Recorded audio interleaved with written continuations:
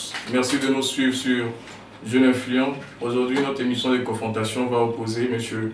Saturnin Godet, conseiller en sciences politiques, et M. Arsène Néaumont, directeur financier. Oui, bonjour. Voilà. L'émission des débats d'aujourd'hui porte sur la récente ouverture de l'autoroute à péage, et nos chers invités vont nous faire partager leur avis sur le principe de l'autoroute à péage. Alors pour vous, M. Saturnin Godet, alors, vous êtes pour ou contre ce principe de l'autoroute à péage? La position que je défends, c'est celle de celui qui est pour le principe du péage. Bien.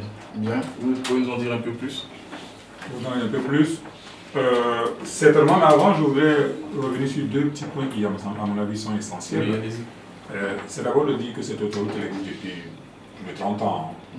Et en même temps, ça a été la gratuité. Donc, les Ivoiriens n'ont pas été habitués à payer le droit de passer par utiliser ce réseau-là. Donc, c'est tout à fait normal qu'aujourd'hui, il y ait des protestations, des voix qui se soulèvent pour dire non, non, non, pourquoi payer maintenant? Premier point. Deuxième point, c'est que ce n'est pas dans nos habitudes de payer pour l'utilisation d'un tel ouvrage. Ce qui reste donc aux autorités, ce serait vraiment d'avoir une large campagne de communication et de sensibilisation. Sinon, sur le principe, je suis tout à fait d'accord, dans la mesure où cela va emmener le citoyen à participer à son développement et puis certainement s'offrir le moyen de, pourquoi pas, remettre en cause l'utilisation des fonds si l'objectif qui est visé, c'est-à-dire l'entretien, au-delà même du remboursement, parce que c'est avec ça qu'on va rembourser le prêt, l'entretien du réseau n'est pas effectif. En ce moment, on doit demander des comptes pour dire où est passé le travail. Sinon, sur le principe, je suis tout à fait favorable. Bien, bien. Après, on pourra discuter du montant. Mais ça, je pense que bien, vous comprenez bien votre position. Mais je crois que pour cela, il existe bien une institution qui est le fonds d'entretien routier, qui normalement est chargé de l'entretien de ces ouvrages.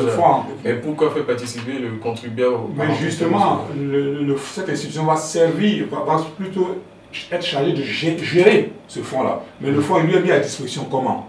C'est le moyen de pouvoir enquérir ces fonds-là. Tout à fait. Voilà. Sinon, là, c'est juste un organisme qui est là pour gérer. Financé par l'État. Certainement une contribution. Il ne peut pas être financé à 100% parce que paye l'usager. Mais nous revenons d'une grande crise sociale où le pouvoir d'achat des Ivoiriens est à mal.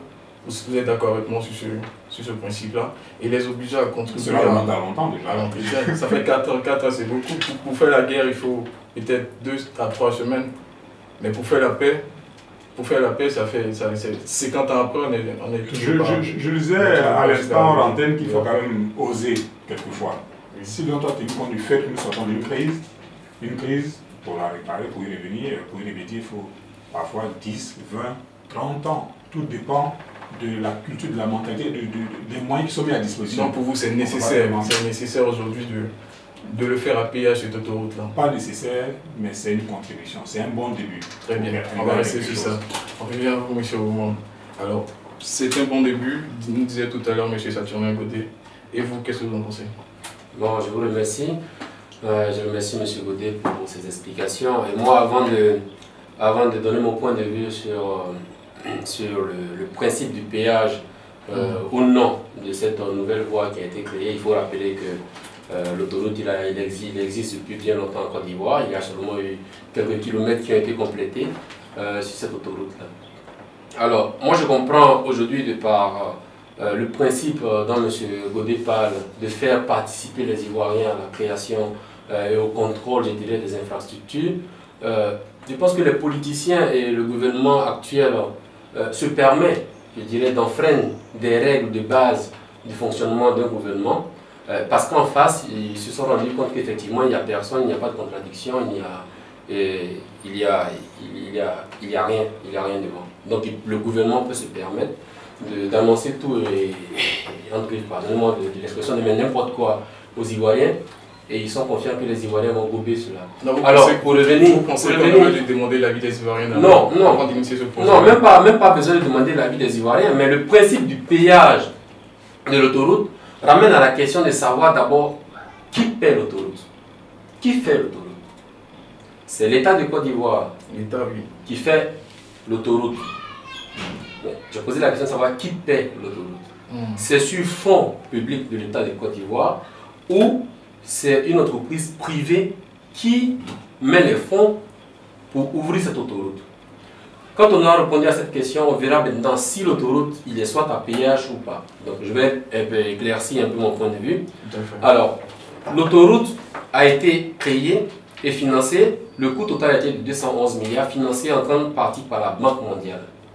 Et l'autoroute financée par la Banque mondiale, cet argent-là est un emprunt de l'État de Côte d'Ivoire auprès de cette institution financière. Donc c'est un point qui sera payé ensuite par les Ivoiriens, par le contribuable ivoirien. Donc une infrastructure créée sur la base de l'argent payé par les Ivoiriens, il n'y a pas de raison que l'Ivoirien paie pour utiliser une infrastructure déjà qu'il paie. C'est une double facturation pour moi, pour le contribuable ivoirien. Donc on peut admettre... C'est un abus. C'est un abus clair et sur le principe je suis entièrement contre. Un péage ou une infrastructure à péage a son sens lorsque, par une convention entre l'État et une entreprise privée, par cette entreprise sous fonds propres, met en place cette infrastructure que l'État devait mettre en place, mais parce que pas de moyens, parce que l'État est occupé à telle chose, donc n'alloue pas forcément l'argent pour créer cette infrastructure. Donc les fonds viennent de la poche d'un privé, il met en place l'infrastructure, et il instaure un péage de sorte à amortir l'investissement qu'il a fait. Mais ici, dans le cas de l'espèce, pour revenir sur ce que M. Godet disait tout à l'heure, ce n'est pas une question d'éducation des Ivoiriens, c'est une question réellement d'abus des Ivoiriens, c'est une question de principe clair. C'est l'Ivoirien qui paie cette autoroute, il paye déjà par l'emprunt que l'État a pris et qu'il va payer, sur fonds des Ivoiriens, il n'a pas à payer un second droit de passage sur cette route-là. Voilà. Donc on retient pour vous que c'est un abus de la part du gouvernement de... Oui, c'est comme si je suis dans une propriétaire d'une maison et que je loue la maison, donc je suis le propriétaire. Très bien, on l'a très bien compris. Alors, M. Godet, vous ne pouvez déjà plus réagir à cette question. On va déjà passer à la suivante. Alors, en ce qui concerne les tarifs, déjà le gouvernement s'autoproclame avoir les meilleurs prix de par le monde. Et partout dans le monde, il n'y a aucun prix qui peut faire mieux que ce qui a été décidé pour utiliser ce tronçon-là. Et déjà, je crois que les prix sont fixés à 2500 francs pour l'aller et le retour. Et j'aimerais avoir votre avis sur ce tarif-là. C'est vraiment dommage que je puisse regarder sur le propos de M. Ouma, mais j'avoue que je n'ai pas tellement compris le fonctionnement du deuxième péage, du deuxième paiement. De la deuxième ponction sur le peuple. Donc il y aura certainement l'occasion de l'expliquer. Ouais. Alors sur le montant, j'avoue que c'est des discussions parce que c'est des paramètres qui certainement nous ne dépendent pas, que nous ne contrôlons pas nous autres. Mais en tant que contribuable, je pense que, et sur l'idée que c'est les prix les plus favorables de la sous-région, soit. Mais quel est le niveau de vie? Tout à l'heure, vous avez dit que nous sortions d'une crise. Oui. Après cette crise, quelles sont les leçons que nous tirons pour qu'aujourd'hui on nous dise payer l'autoroute à 1200, 1500, à raison de 2500 l'aller retour, c'est favorable. Dans les années 80, oui. On aurait dit ça au temps du Côte d'Ivoire, la Côte d'Ivoire, la belle, oui, je comprends. Mais aujourd'hui, je pense que c'est assez discutable. Et c'est un point que moi, sur lequel je peux véritablement revenir et ne pas forcément adhérer. Donc là, vous restez distant, prenez vos distances. Je ne prends pas mes distances, mais je reste réservé. Il faudrait à ce moment qu'on me dise, par rapport au niveau de vie de chaque Ivoirien, combien ils sont ceux-là qui pourront payer ce montant-là. Combien est-ce qu'ils gagnent? Parce que, sans compter qu'avant qu'on institue le péage, il y avait un salaire qui était attribué aux Ivoiriens. Est-ce que depuis qu'on a institué le péage, le salaire a augmenté? Donc on nous demande qu'on est capable de payer. À niveau de vie égal, traitement égal. Bref. Ces paramètres ont certainement dû être pris en compte dans la formulation du prix. J'imagine, mais il faut qu'il explique. Sinon, pour l'instant, je ne les accompagne pas sur cet élément-là. Mais sur le principe, je pense qu'il est bien, et je reviens pour dire que c'est important que l'Ivoirien soit acteur de son développement. Il soit acteur de son développement. C'est important. Considérons quelque part que ce serait l'occasion pour le gouvernement de dire, peuple de Côte d'Ivoire, voilà nos secours, aidez-nous à entretenir ce bel ouvrage-là que nous avons mis à votre disposition. Parce que c'est un élément, je n'allais pas dire que c'est un indice de développement, mais c'est aussi quelque chose qui, c'est un ouvrage qui nous permet de nous propulser. On parle d'émergence à l'horizon, bon, c'est peut-être que je n'aime pas beaucoup parce que l'horizon, comme on le dit pour rire, l'horizon s'éloigne quand on approche, donc on n'y arrivera jamais. Bon, ça c'est les politiciens, ils ont le discours, mais techniquement, mathématiquement, l'horizon ne l'atteint jamais. Donc l'émergence, c'est ce principe qu'on n'y arrivera jamais. Bref, mais nous tendons vers l'émergence. Il faut commencer maintenant à préparer les mentalités. Comme je disais, c'est un pas. Il y a peut-être d'autres démarches, d'autres propositions, d'autres murs qui vont être frayés, d'autres chemins qui vont être frayés. Commençons par quelque chose. Est-ce qu'on a raison ou pas? C'est l'audace. Très bien. Donc pour vous, il s'agit clairement de faire adhérer les citoyens au principe d'émergence, c'est-à-dire les amener à contribuer au développement du pays par la participation. C'est pour ça que je disais. C'est sur ce principe-là que moi je ne suis pas d'accord. C'est pour ça que je disais tantôt que c'est plutôt une question de communication et de sensibilisation. Oui, je suis d'accord, mais là, déjà, on est dans le comment. On est dans le comment faire appliquer un principe qui n'a pas de raison d'être. Moi, on est déjà... Ah, vous dites qu'il n'y a pas de raison d'être. Oui, souvenez-vous qu'en décembre, il y a eu quand même un séminaire qui s'est tenu pour préparer les mentalités, mais il y a eu tous les partenaires autour de ce fonds-là qui avait se chargé de gérer l'autoroute, d'entretenir l'autoroute. Et il y avait un consensus qui s'est dégagé pour dire sur le principe... Sur un basile politique ou entre ceux qui ont créé l'autoroute et ceux qui la laissent plate? Il y avait les représentants des transporteurs. C'est pas que les transporteurs qui utilisent l'autoroute, je suis désolé. Mais c'est eux qui l'utilisent en permanence. Mais non, je suis totalement contre. Et je vais expliquer. Vous pensez que ce qu'il dit à présent arrive un peu trop tard ou je ne sais pas? Mais là, ce que M. Rollet dit, oui, la sensibilisation, mener les gens à éduquer. Fait bien avant. Non, on n'aurait même pas dit. Il n'y a même pas de raison d'être pour ce péage-là. Je serais d'accord si c'était un autre type de péage. Parce que vous avez posé la question de savoir comment est-ce que j'expliquais le double péage des Ivoiriens. Et je vais revenir là-dessus. Je dis, alors, la question qui se pose, c'est l'impôt qui sert à quoi? L'impôt que l'Ivoirien paye sert à quoi? Chaque mois, moi je paye 30% de mon salaire en impôts. Tous les Ivoiriens payent des impôts qui sont censés servir à créer des infrastructures pour que les Ivoiriens les empruntent sans payer. Alors, le fait que l'autoroute qui a été mise en place ait été financée par une partie, par l'emprunt qui est payé par l'impôt des Ivoiriens. On est dans les services publics. On est dans les services publics là, par l'impôt des Ivoiriens. Donc l'Ivoirien a déjà payé pour cette autoroute. Et il n'y a pas de raison d'être que l'Ivoirien encore, pour utiliser maintenant ce qu'il a déjà payé, paye encore pour lui. Parce que c'est le rôle de l'État. C'est le rôle de l'État de créer cette autoroute. C'est le rôle de l'État de l'entretenir sans faire payer les Ivoiriens ça. C'est de l'austérité que moi je sais. C'est ça que c'est le mot. Oui. Elle s'épuise à un moment donné. Ben non, je suis. Mais non. Là vous justifiez l'État. Regardez les différents chiffres. Regardez les différents chiffres de collecte des impôts depuis les 10 dernières années. Chaque année, les impôts disent oh, on a fixé un taux de 800 milliards, on a dépassé le taux de 150%, on a collecté plus d'impôts que prévu. À quoi il sert tout cet argent? À quoi? Alors l'Ivoirien n'a pas à payer une infrastructure qu'il a déjà payée ou bien qui est financée par son argent. Parce que par l'emprunt, l'emprunt ne peut pas être de la Banque mondiale. Ça sera payé par l'Ivoirien, par l'impôt. Juste un élément.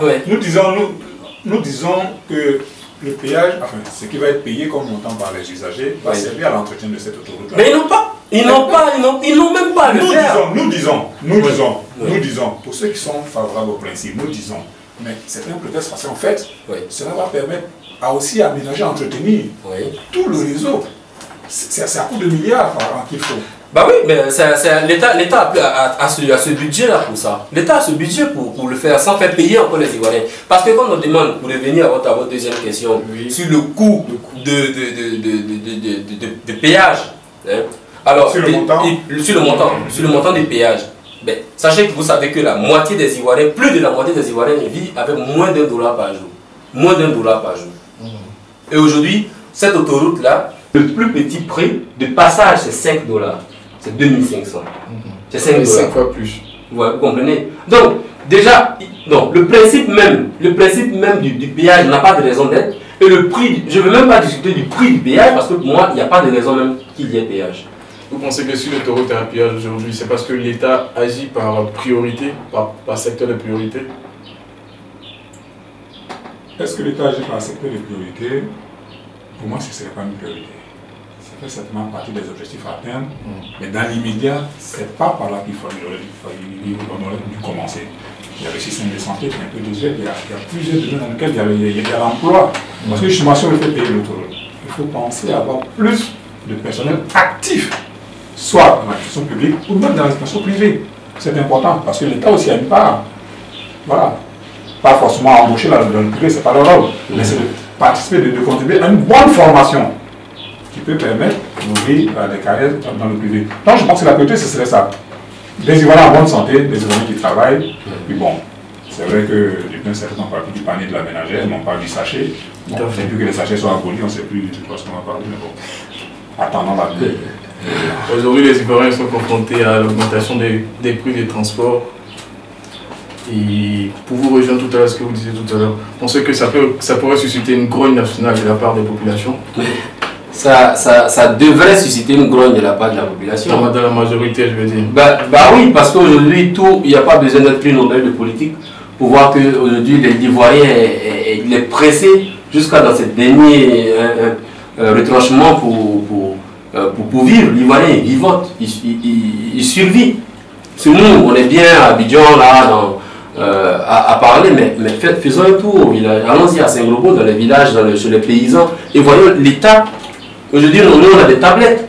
Mais en Côte d'Ivoire, il y a des localités où, quand tu parles d'une tablette, ben le gars, nous sommes en 2014, lui, il est en 1900. Il est en 1900. Et c'est cet écart-là qu'il faut déjà réduire. Et si on réussit à réduire cet écart de vie entre nous qui sommes dans nos bureaux, le ministre qui est dans son bureau, qui ne va jamais déjà sur le terrain, qui ne comprend pas, qui n'a pas le sens de la réalité des Ivoiriens, si on réduit cet écart-là, on verra réellement comment les Ivoiriens vivent. Et pour revenir à ce que M. Godet dirait sur l'allocation des ressources, moi je voulais rappeler juste un point. 2013 a été l'année de la santé en Côte d'Ivoire avec des budgets dégagés pour la santé en Côte d'Ivoire. Qu'est-ce qui a été fait pour la santé des Ivoiriens en 2013? Qu'est-ce qui a été fait? Et c'est des comptes comme ça qu'on a demandé aux Ivoiriens. C'est ce que l'État c'est à ça que l'État doit répondre. Et tant que les Ivoiriens ne comprendront pas qu'ils doivent demander des comptes aux politiques et aux hommes qui sont chargés d'assurer leur vie, d'assurer leur quotidien, ben, l'État se comportera toujours comme un brigand face à son employeur qui est l'individu, qui est le peuple. Tout à fait. Tout à fait. Alors pour revenir à vous, M. Godet, donc pour vous c'est une nécessité, vous êtes d'accord avec le principe de l'autoroute à péage, mais vous dites que l'État n'a pas au préalable bien préparé les mentalités des populations à cela. Je ne dis pas à 100% que c'est une nécessité, ça fait partie du développement. Tout à fait. C'est un facteur, la route possède le développement, on dit. Pardon? Et la route possède le développement. Et quelque part, ça démontre au moins d'une évolution, si nous parlons d'émergence, de développement. Tout à fait. C'est ce que je voulais dire. Priorité, non, pas forcément. Pas forcément, c'est pas une nécessité, c'est pas vital. On peut se... La preuve, c'est que pendant 30 ans, on a vécu à l'autoroute, on n'a pas payé. La Côte d'Ivoire était comme elle était. Ça n'a pas empêché la Côte d'Ivoire d'avoir son miracle. Mais ça fait partie des éléments sur lesquels il est important d'avancer. Et par rapport à cela, je disais, et je le retiens, je le maintiens pour ainsi dire sans être dictateur, je le retiens pour dire que c'est une question de sensibilisation, c'est une question de communication. C'est un pouvoir la communication. Parce que pour vous, moi je peux ne pas adhérer à une idée, à une pensée, à une doctrine, à un point de vue, mais une fois que j'ai une bonne communication qui m'impressionne, je suis bien sensibilisé, c'est-à-dire préparé, je peux dire la pilule, elle passe plus facilement. Quand vous allez voir un médecin, il a des manières de faire prendre la pilule du médicament. Ça parce qu'il avait du jus. Alors qu'il sait qu'avec le jus, ça passe à la balle. Ou pendant qu'on vous on vous distrait. Il y a des méthodes. Il faut juste que nos autorités aient du tact en matière de communication. Et c'est peut-être ça qui a manqué. Ils ont failli peut-être avant. Mais on peut juste se rattraper en matière de communication. Non, mais il faut rattraper en matière de communication de ce péage. Il faut tout simplement dire que, ben écoutez, chers Ivoiriens, ce péage n'a pas de raison d'être, donc on ne vous le fait plus payer. C'est aussi simple que ça. C'est une forme de communication. C'est une forme de communication. Moi, je parle de la communication pour que l'on puisse adhérer. Il y a même pas. Je suis d'accord qu'il faut inciter l'Ivoirien à contribuer à la relance économique, au développement. Mais ce n'est pas en appauvrissant. Mais c'est pas en appauvrissant. On n'appauvrit pas systématiquement. Combien de personnes, je disais tout à l'heure, combien de personnes utilisent l'autoroute? Ben, tous les Ivoiriens l'ont déjà utilisé au moins une fois, tous ceux qui sont déjà venus à Abidjan l'ont déjà utilisé une fois. Et si cette autoroute, le plan d'autoroute-là impacte le coût du transport, le prix de cette autoroute impacte le coût de marchandises, le prix de cette autoroute-là impacte, alors qu'il n'y a même pas de raison d'être. Et aujourd'hui, si les Ivoiriens doivent savoir que des gens payent l'impôt en Côte d'Ivoire. Et regardez les statistiques des impôts en Côte d'Ivoire. Regardez la douane en Côte d'Ivoire. Les Ivoiriens payent déjà assez d'impôts en Côte d'Ivoire. C'est un élément très important, l'impôt, parce qu'il faut savoir combien paye l'impôt et quel est le montant pour ne pas les 30%. Je ne vais pas vous demander votre rémunération par mois, mais c'est combien? C'est un taux, c'est en moyenne 30% de ce que... C'est variable selon ce que vous gagnez, suivant ce que vous gagnez. Ce que je voudrais dire ici, c'est... L'autoroute ici, à péage, apparaît un peu, et c'est l'élément le point que j'aurais pu éventuellement annoncer dire à l'endroit de nos autorités, à la manière occidentale. Pour ceux qui, je pense que j'ai vécu pendant un certain temps, M. Ouma éventuellement, certainement. Quand on a un péage, l'on donne le choix à l'usager ou d'emprunter l'autoroute à péage, ou d'emprunter une nationale, ou bien parfois une autoroute. Donc une voie, deux fois deux. Qui n'est pas à péage. Là, les Ivoiriens... Qui a un inconvénient, c'est que bon, mais la vitesse est moins réduite. Bravo. Elle est plus réduite. Ouais. On traverse des agglomérations, donc il faut des feux stop. Ici, quel choix les Ivoiriens ont? Voilà. C'est vrai que sur l'autoroute, il y a une limitation, mais elle est plus élevée. Vous allez à 130. Bon, voilà. Alors que sur la nationale, c'est 110. Bien sûr. Donc vous avez le choix. Mais le revers de la médaille, malheureusement ici, c'est que nous avons ces voies-là, ces nationales, qui ne sont pas aménagées. Donc ça impose que l'on utilise l'autoroute. Mais utiliser l'autoroute, ça suppose que l'on paye. Et quand on n'a pas les moyens de payer, mais on respecte, on proteste. Je ne suis pas certain que M. Ouma n'a pas l'argent pour... M. Ouma, pardon, n'a pas ce qu'il faut pour payer. Mais non, je pense qu'il faut payer, parce qu'il ne faut pas payer. Il ne veut pas payer parce qu'il estime que ce n'est pas nécessaire. Mais je lui dis que c'est utile. Non, c'est pas nécessaire. Il y a de la responsabilité de l'État d'assurer l'entretien de ces routes-là. Avec l'impôt que les Ivoiriens payent déjà. Avec l'impôt payé par les Ivoiriens. Les populations auront à gagner en plus en contribuant à l'entretien de ces routes-là. Qu'est-ce que les populations gagnent? C'est-à-dire? Tout à fait. Parce que c'est de la responsabilité de l'État. Si de manière, dans la gouvernance, il revient à l'État d'assurer les commodités, le bien-être des populations. Donc pour les routes... on ne va payer l'État pour faire son travail. C'est à l'État de... L'Ivoirien ne va pas payer, en plus de payer ses impôts. Nous avons tout à l'heure parlé du secteur de la santé. La population nous avons tout à l'heure parlé du secteur de la santé. N'est-ce pas? Oui. Mais j'ai posé une question. L'année 2013, c'était l'année de la santé. Il y a eu de budget dégagé. Qu'est-ce qui a été fait pour la santé en Côte d'Ivoire? Imaginons par exemple le chute de crocodile. Parce qu'il faudrait que la population comprenne que s'il faut payer... Le chute de crocodile, pourquoi est-ce que c'est vrai que c'est un service public dans le domaine de la santé.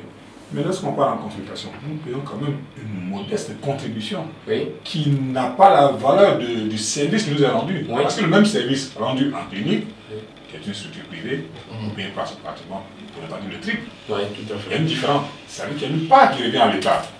Et cette part-là est puisée dans les pots que nous payons. Mais l'autre part, on vous demande juste de contribuer pour que vous vous sentiez acteur de l'affaire, pour que ça puisse permettre d'entretenir. Est-ce que c'est fait, est-ce que c'est pas fait? Là, c'est un débat. Mais le principe, c'est que ça sert à quelque chose.